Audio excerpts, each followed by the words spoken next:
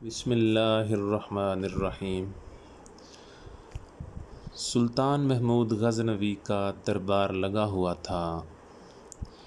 دربار میں ہزاروں افراد شریک تھے، جن میں اولیاء، کتب اور ابدال بھی موجود تھے۔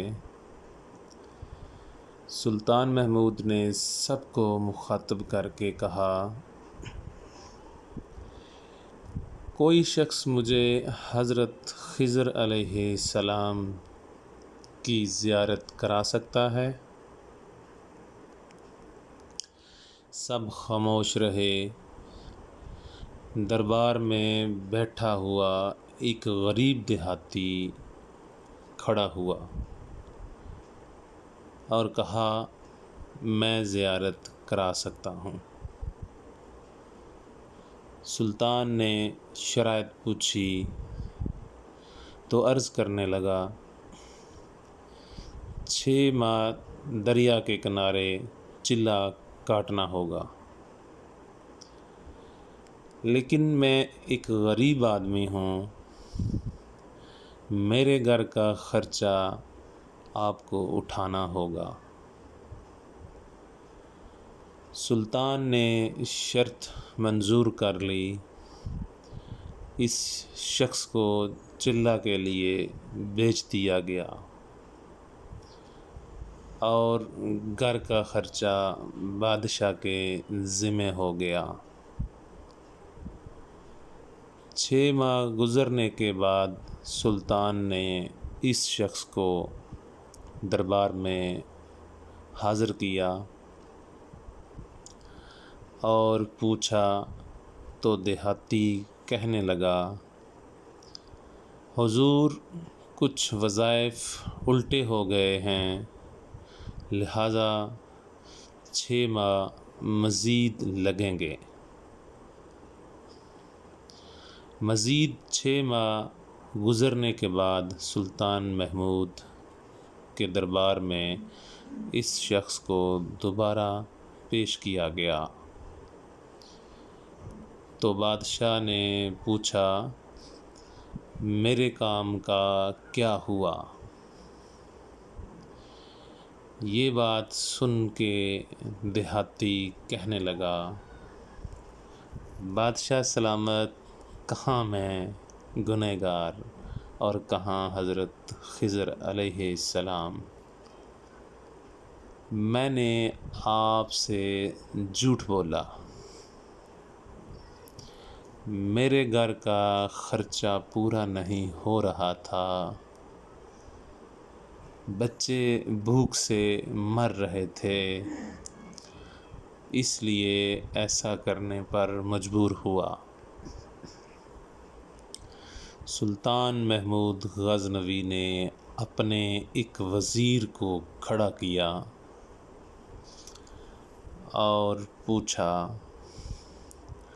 اس شخص کی سزا کیا ہے؟ وزیر نے کہا، اس شخص نے بادشاہ کے ساتھ جھوٹ بولا، لہٰذا اس کا گلا کاٹ دیا جائے۔ دربار میں ایک نورانی چہرے والے بزرگ بھی تشریف فرما تھے۔ کہنے لگے، بادشاہ سلامت، اس وزیر نے بالکل ٹھیک کہا۔ بادشاہ نے دوسرے وزیر سے پوچھا، آپ بتاؤ۔ اس نے کہا، اس شخص نے بادشاہ کے ساتھ فراڈ کیا ہے، اس کا گلا نہ کاٹا جائے بلکہ اسے کتوں کے آگے ڈالا جائے تاکہ یہ ذلیل ہو کر مرے، اسے مرنے میں کچھ وقت تو لگے۔ دربار میں بیٹھے اسی نورانی چہرے والے بزرگ نے کہا، بادشاہ سلامت، یہ وزیر بالکل ٹھیک کہہ رہا ہے۔ سلطان محمود غزنوی نے اپنے پیارے غلام ایاز سے پوچھا، تم کیا کہتے ہو؟ ایاز نے کہا، بادشاہ سلامت، آپ کی بادشاہی سے 1 سال ایک غریب کے بچے پلتے رہے، آپ کے خزانے میں کوئی کمی نہیں آئی، اور نہ ہی اس کے جھوٹ سے آپ کی شان میں کوئی فرق پڑا۔ اگر میری بات مانیں تو اسے معاف کر دیں، اگر اسے قتل کر دیا تو اس کے بچے بھوک سے مر جائیں گے۔